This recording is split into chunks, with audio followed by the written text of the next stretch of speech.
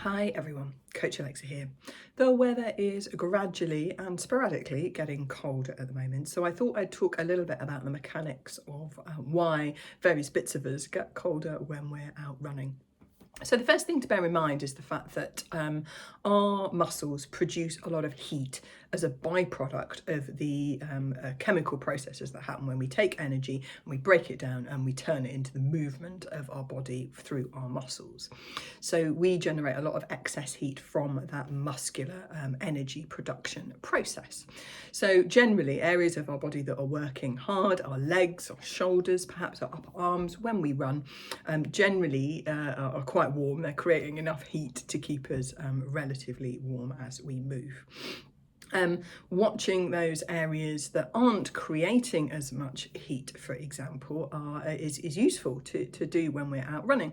So often that might be our extremities, so our hands, for example, with a thin pair of gloves, and areas that we can't cover up quite so easily, so our face, our noses, our ears, they're also a little bit of an extremity as well.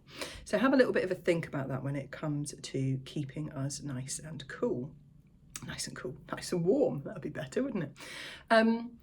The other thing to think about is the fact that we actually, there's this old wives' tale, I guess, that we lose more heat through our head than anywhere else in our body. And to an extent, that's not necessarily true. So when you're just kind of happily radiating heat on a warm day, for example, you lose as much heat per square inch on your hand or your arm as you do on your face and your head. However, there are certain areas of your body where when it's colder, it's called vasoconstriction. So the veins constrict, they draw our circulation away from the surface of our skin. So we're not acting like as much of a radiator. We're not losing as much heat just through sort of radiation from our skin. And our extremities are quite good at that. That's why your hands go quite kind of pale and cold, because the blood is sort of coming away from those areas, coming into our core to keep us warm. Now, we don't do that as much on our face because obviously we've got quite a lot of important stuff on our face. We use them for communicating. We've got our mouths, our noses for breathing, our eyes for seeing. So we don't want to draw too much circulation away from the skin on our face and our heads because it does important stuff. So as a result, that vasodilation to avoid that heat loss doesn't happen as much on our face and our head. So it's worth bearing in mind and keeping things like round your neck, where you're getting a lot of major blood flow quite close to the surfaces. You can lose quite a lot of heat quite quickly from the major arteries and veins in your neck.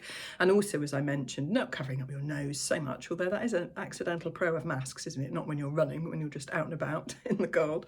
But covering up ears with a hat or a sort of headband or a buff or whatever around your head, and maybe even considering a hat for the whole of your head just to keep your head that little bit warmer. It's also an area where when we stop running, we'll get quite cold quite quickly.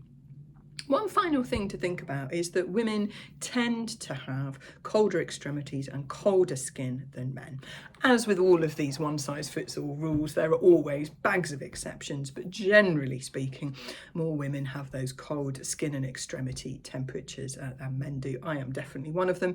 So if you're one of those people who seems to have pretty constantly cold feet or hands, or the tip of my nose is always colder than the rest of me, then it's worth paying that little bit more attention to just making sure that we keep our skin, our hands, our extremities covered up and warm when we're out running in the winter.